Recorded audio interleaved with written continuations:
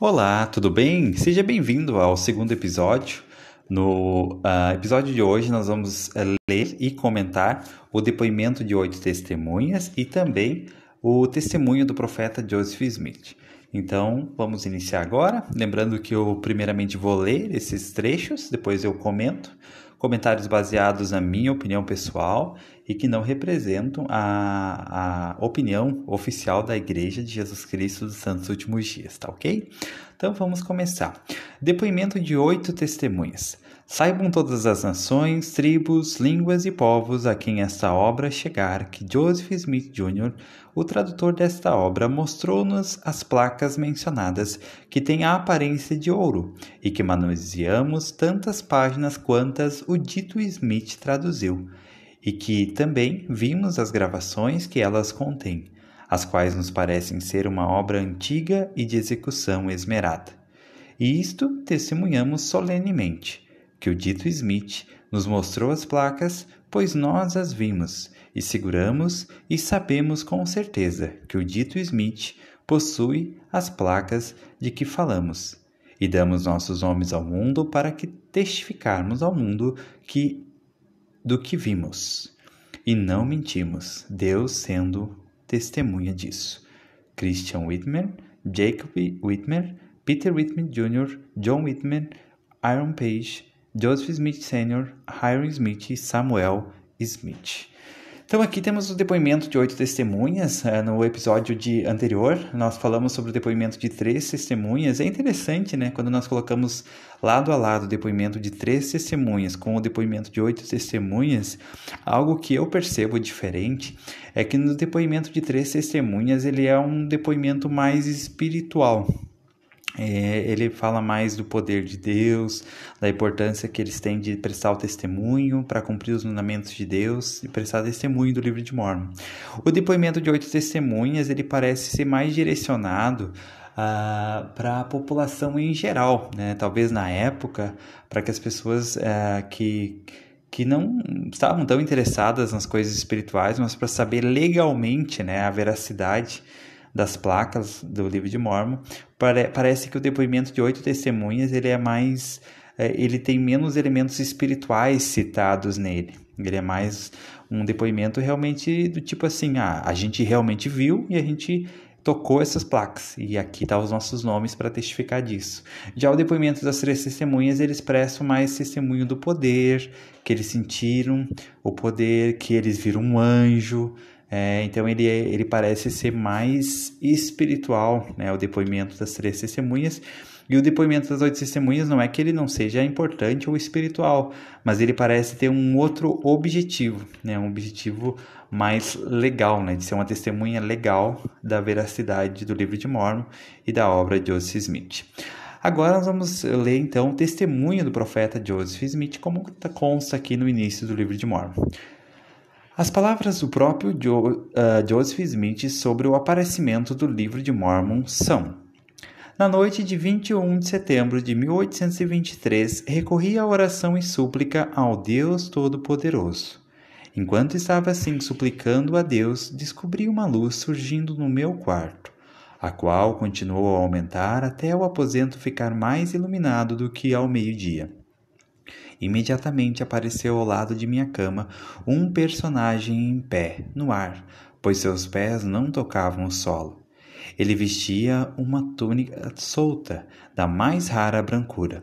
Era uma brancura que excedia a qualquer coisa terrena que eu já vira. Nem acredito que qualquer coisa terrena possa parecer tão extraordinariamente branca e brilhante. Tinha as mãos desnudas e os braços também, um pouco acima do pulso. Os pés também estavam desnudos, bem como as pernas, um pouco acima dos tornozelos. A cabeça e o pescoço também estavam nus. Verifiquei que ele não usava outra roupa além dessa túnica, pois estava aberta, de modo que eu lhe podia ver o peito. Não somente a sua túnica era muito branca, mas toda a sua pessoa era indescritivelmente gloriosa, e o seu semblante era verdadeiramente como um relâmpago. O quarto estava muito claro, mas não tão luminoso como ao redor de sua pessoa. No momento em que o vi, tive medo, mas o medo logo desapareceu. Ele chamou-me pelo nome e disse-me que era um mensageiro enviado a mim da presença de Deus, e que seu nome era Moroni, e que Deus tinha uma obra a ser executada por mim, e que meu nome seria considerado bom e mau entre todas as nações, tribos e línguas, ou que entre todos os povos se falaria bem e mal de meu nome. Disse-me que havia um livro escondido, escrito em placas de ouro, que continha um relato dos antigos habitantes deste continente, assim como de sua origem e procedência. Disse também que o livro continha a plenitude do Evangelho eterno, tal como fora entregue pelo Salvador aos antigos habitantes. Disse também que havia 2 pedras em aros de prata, e essas pedras, presas a um peitoral, constituíam o que é chamado Urim e Tumim, depositadas com as placas, e que a posse do uso e o uso dessas pedras era o que constituía os videntes nos tempos antigos, e que Deus as tinha preparado para serem usadas na tradução do livro. Disse-me ainda que quando eu recebesse as placas, sobre as quais ele havia falado, por quanto tempo em que elas deveriam ser obtidas ainda não se cumprira, a ninguém deveria mostrá-las, nem o peitoral com urim e tumim, salvo aqueles a quem me fosse ordenado mostrá-los, se eu o fizesse, e se eu o fizesse, seria destruído. Enquanto falava comigo, a respeito das placas, minha mente abriu-se de modo que visualizei o lugar em que estavam depositadas, e isso tão claro e nitidamente que reconheci o local quando o visitei. Após essa comunicação, vi a luz do quarto começar a concentrar-se imediatamente ao redor do personagem que estivera falando comigo, e assim continuou até o quarto voltar à escuridão, exceto ao redor dele. E imediatamente vi como se fora um conduto que levava até o céu, e ele acendeu até desaparecer completamente, e o quarto voltou ao estado em que estava antes de essa luz celestial aparecer. Fiquei meditando sobre a singularidade da cena, grandemente maravilhado com o que me dissera o extraordinário mensageiro, quando em meio à minha meditação descobri subitamente que meu quarto começava novamente a ser iluminado, e imediatamente vi o mesmo mensageiro celestial outra vez ao lado da minha cama.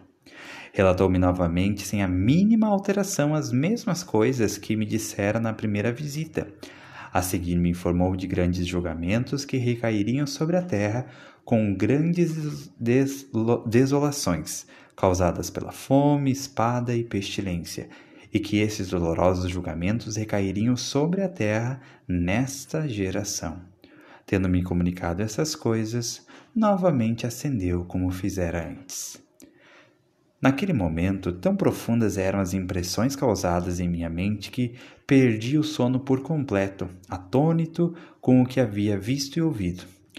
Mas qual não foi minha surpresa quando vi novamente o mesmo mensageiro ao lado da minha cama e ouvi-o repetir as mesmas coisas que me dissera antes, e também advertiu-me, informando-me que Satanás procuraria tentar-me, em consequência da pobreza da família de meu pai, a obter as placas com o fim de enriquecer-me.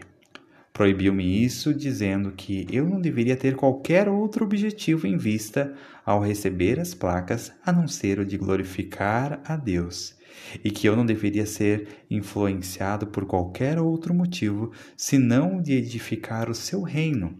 Caso contrário, não as poderia obter. Após essa terceira visita, ele ascendeu ao céu, como antes, e outra vez fiquei meditando sobre a estranheza do que acabara de acontecer. Quase imediatamente após o mensageiro celestial ter ascendido pela terceira vez, o galo cantou, e vi que o dia se aproximava, de modo que as entrevistas deviam ter durado toda aquela noite. Pouco depois me levantei e, como de costume, fui cuidar dos afazeres do dia. Mas ao tentar trabalhar como normalmente fazia, senti-me tão exausto que não consegui. Meu pai, que trabalhava perto de mim, percebeu que eu não estava bem e disse-me que fosse para casa. Saí com essa intenção. Mas ao tentar atravessar a cerca do campo onde estávamos, faltaram-me as forças por completo e caí inerte ao solo, ficando completamente inconsciente durante algum tempo. A primeira coisa que me lembro é uma voz chamando-me pelo nome. Olhei para cima e vi o mesmo mensageiro acima de minha cabeça, cercado de luz, como antes. Repetiu-me tudo o que havia relatado na noite anterior e ordenou-me que fosse contar ao meu pai a visão e os mandamentos que havia recebido. Obedeci, voltando para onde estava meu pai, no campo, e relatei-lhe todo o ocorrido. Ele respondeu-me que aquilo era obra de Deus e disse-me que fizesse o que o mensageiro ordenara. Deixei o campo e fui até o local onde o mensageiro dissera estarem depositadas as placas, e devido à nitidez da visão que tivera referente ao local, reconheci-o no instante em que lá cheguei. Próximo à vila de Manchester, no condado de Ontário, estado de Nova York, existe uma colina de considerável tamanho, sendo a mais alta da redondeza. No lado oeste dessa colina, não muito distante do cume, sob uma pedra de considerável tamanho, estavam as placas depositadas em uma caixa de pedra. No meio da parte superior, essa pedra era grossa e arredondada. Era, porém, mais fina na direção das extremidades, de modo que a parte central ficava visível acima do solo, mas as bordas em toda a volta estavam cobertas de terra. Tendo removido a terra, arranjei uma alavanca e introduzi-a sob a borda da pedra e consegui levantá-la com um pequeno esforço. Olhei e lá realmente vi as placas, o Urim e Tumim e o peitoral, como afirmara o mensageiro. A caixa na qual se encontravam era formada de pedras unidas por uma espécie de cimento. No fundo da caixa havia duas pedras colocadas transversalmente, e sobre essas estavam as placas e as outras coisas. Fiz uma tentativa de retirá-las, mas fui proibido pelo mensageiro, que outra vez me informou ainda não ter chegado o momento de retirá-las, dizendo que esse momento não chegaria a não ser 4 anos após aquela data. Disse-me que eu deveria voltar àquele local precisamente 1 ano mais tarde, e que lá ele se encontraria comigo, devendo eu continuar assim a proceder até que chegasse o tempo de receber as placas. De acordo com o que me for ordenado, voltei lá ao fim de cada ano e todas as vezes encontrei o mesmo mensageiro. Em cada uma das entrevistas recebi dele instruções e conhecimento com respeito ao que o Senhor ia fazer e à maneira pela qual seu reino deveria ser conduzido nos últimos dias. Finalmente, chegou a época de receber as placas, o Urim e Tumim e o peitoral.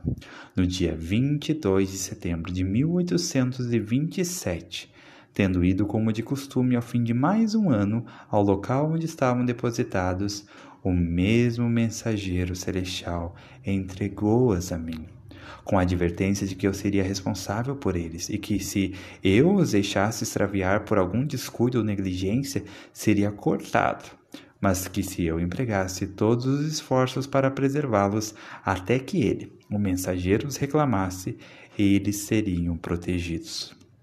Logo, verifiquei a razão de tão severas recomendações para que os guardasse em segurança, e porque o mensageiro dissera que quando eu tivesse realizado o que me for ordenado, ele viria buscá-los, pois tão logo se soube que estavam em meu poder, foram empregados os mais tenazes esforços para tirá-los de mim.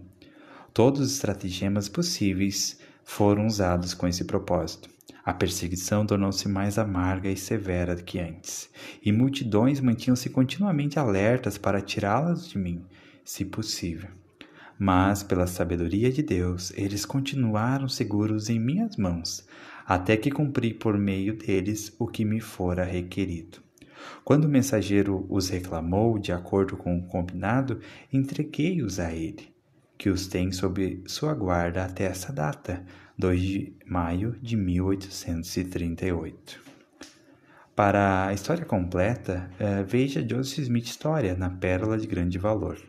O registro antigo, assim retirado da terra como a voz de um povo falando do pó, e traduzido para a linguagem moderna pelo dom e poder de Deus, conforme atestado por afirmação divina, foi publicado pela primeira vez ao mundo em inglês, no ano de 1830, como The Book of Mormon.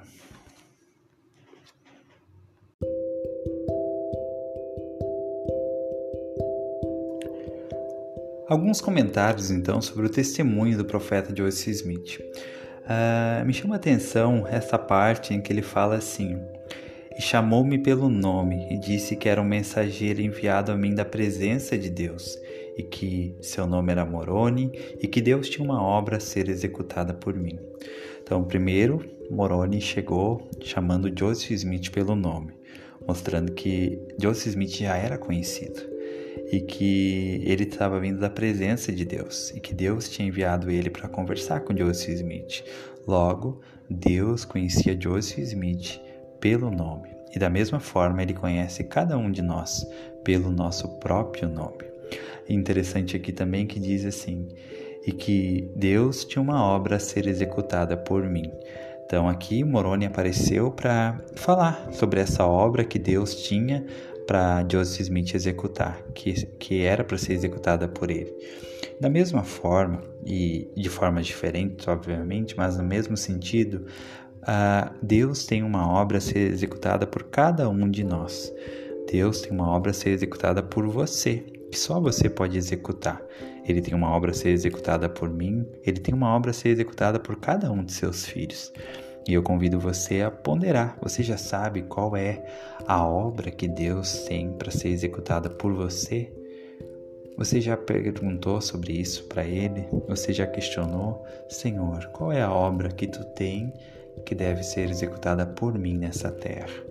E isso não quer dizer que seja algo grandioso, algo que vai ser público, vai ser divulgado, que vai se tornar famoso, mas pode ser algo silencioso, algo que ninguém ou poucas pessoas vão ficar sabendo, mas é a obra que o Senhor tem para você, é a obra que Ele tem para mim.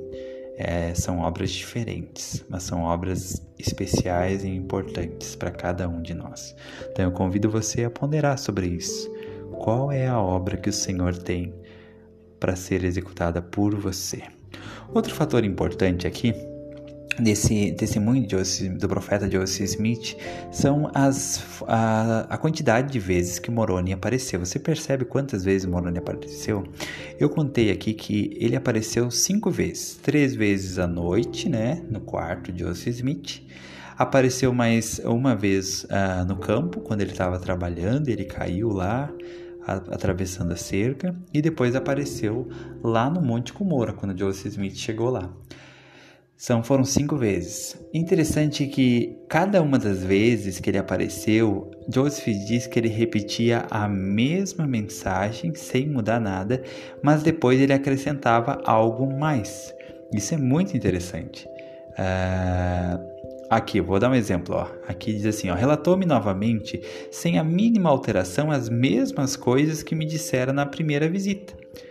E a seguir me informou os grandes julgamentos que recairiam e outras informações mais. Então, cada vez que Moroni aparecia, Joseph Smith, ele repetia a mesma mensagem e depois acrescentava um pouco mais. Então, ele aparecia de novo, repetia a mesma mensagem anterior e acrescentava um pouco mais. Talvez isso seja uma forma de um padrão para nós poder entender como as coisas acontecem no Evangelho. O Evangelho, ele tem muita repetição. Cada vez que vamos na igreja, com o passar dos anos, as coisas se repetem. Quando nós vamos no templo, as coisas se repetem. E aí é um padrão que o Senhor usou aqui com Joseph Smith através de Moroni. É o padrão que ele repetia todas as coisas e depois acrescentava algo mais, acrescentava um pouco mais. Então é importante entender que sim, existem repetições no templo, existem repetições na capela, na reunião sacramental, nas escrituras, mas que se nós formos humildes e atentos, tivermos com os nossos ouvidos espirituais abertos, nós vamos poder receber tudo que foi repetido, mas em cada repetição sempre haverá algo mais, um adendo a mais, algo que nós não tínhamos percebido até aquele momento, algo que nós ainda não tínhamos recebido talvez até aquele momento, mas por nós ouvir aquela repetição, ao final dela virá algo mais. Então esse é um padrão que eu consegui identificar aqui, vendo como Moroni apareceu várias vezes. Apareceu a primeira vez, depois ele voltou a segunda vez, repetiu tudo da primeira vez e acrescentou algo mais.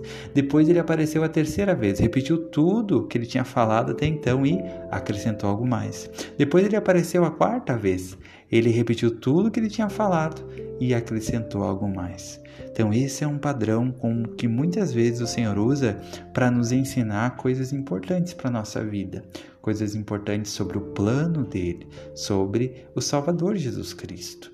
Ele repete, mas aqueles que tiverem o coração aberto vão poder receber algo mais, além daquilo que já receberam. Então esse é um padrão bem interessante. E pelo que nós vimos então aqui, nesse dia, Moroni apareceu 5 vezes para Joseph Smith. E depois, ao final de cada ano, nos próximos 4 anos, ele apareceu de novo. Então deu mais 4 vezes, soma 9 vezes. E depois diz que no final, quando Joseph Smith traduziu o livro, o que aconteceu? Moroni apareceu de novo e pegou as placas. Então aqui soma 10 vezes que temos os registros, né, que Moroni apareceu para Joseph Smith. É interessante, né? E eu acredito que Moroni tenha aparecido outras vezes que talvez não foram registradas. Tem um relato no manual da igreja que é bem interessante, que certo, eu não lembro ele exato, tá? Mas ele é verídico, tá? E em outro momento eu posso achar a referência dele. E a história talvez não seja exatamente como eu vou falar agora, mas ela é nesse sentido. Então, Joseph Smith estava com uma pessoa e eles estavam passando por um apuro. Eles precisavam chegar a certo lugar para proteger as placas e eles tinham que ir com muita rapidez. E eles estavam a pé, não tinham como se deslocar de uma cidade a outra. Eles até tinham, mas seria muito lento. E nisso veio um homem com uma carroça. Uma pessoa com uma carroça e falou: vocês querem uma carona? Eu tô indo para tal lugar, que era a cidade que Joseph Smith precisava chegar. Então Joseph Smith pegou a carona, aceitou, grato, feliz. Chegando na cidade, ele desceu, agradeceu aquele viajante, e quando eles desceram da carroça, que eles estavam sozinhos, ele falou para o homem que estava acompanhando ele: sabe esse carroceiro que nos deu a carona? Sim, era Moroni, que estava disfarçado para nos ajudar a chegar aqui. Então, Moroni, ele foi um mentor de Joseph Smith e ele por várias vezes apareceu a Joseph Smith. Ele ajudou Joseph Smith para que Joseph Smith cumprisse a sua missão. Acredito que Moroni foi designado por Deus para ser o ministrador, para ser o mentor de Joseph Smith. E ele cumpriu isso muito bem. Ele ensinava com amor, com paciência. Ele ensinava mostrando, dando a visão para Joseph Smith do que ele precisava fazer. E talvez esse papel de Moroni possa ser aplicado a nós. Muitos de nós, em alguns chamados, ou como pais, como líderes, como professores, recebemos a designação de ser mentor de alguém, de um filho, de um aluno, de uma família, de um jovem que precisa de ajuda, ou das nossas ovelhas imediatas que nós servimos no nosso chamado. E Moroni, ele se torna um grande exemplo para cada um de nós em cumprir esse papel que ele recebeu do Senhor de ajudar Joseph Smith, de treinar Joseph Smith. Da mesma forma, nós podemos tirar princípios aqui de como Moroni agiu para a nossa maneira de treinar, de ensinar, de dar a visão para a pessoa a quem nós estamos treinando e ajudando do que ela deve fazer, do que deve ser feito. Percebo que Moroni, ele conseguiu passar a visão para Joseph Smith do que precisava ser feito. E Joseph Smith teve muito sucesso pela clareza de Moroni, pela paciência, pela diligência. Ele prometeu que ele viria a cada ano, né, aparecer a Joseph Smith e dar novas instruções, novo treinamento, e ele sempre estava lá. Então, da mesma forma, nós, ao ministrar, ao treinar as pessoas que nós somos chamados a servir, nós podemos usar esse exemplo de Moroni e nessa forma como ele usou para ministrar, como ele foi um excelente ministrador de Joseph Smith naquele período que ele precisava de tanta ajuda para cumprir a sua designação. Então, esses comentários que eu gostaria de fazer hoje referente então ao depoimento das 8 testemunhas e ao testemunho do profeta Joseph Smith, tá bom? Espero que você tenha gostado, que você consiga tirar algumas lições. E eu gostaria de lembrar também que todos esses comentários, essa leitura, eu vou fazer a leitura completa do livro de Mormon diariamente, dividido em 365 dias. Essa leitura, ela não substitui o seu estudo pessoal. E eu recomendo que você faça o seu estudo pessoal das Escrituras, para que você possa ter suas próprias experiências estudando esses capítulos, essas partes do livro de Mormon, e assim tendo sua própria experiência, tá bom? Um abraço e até o próximo episódio.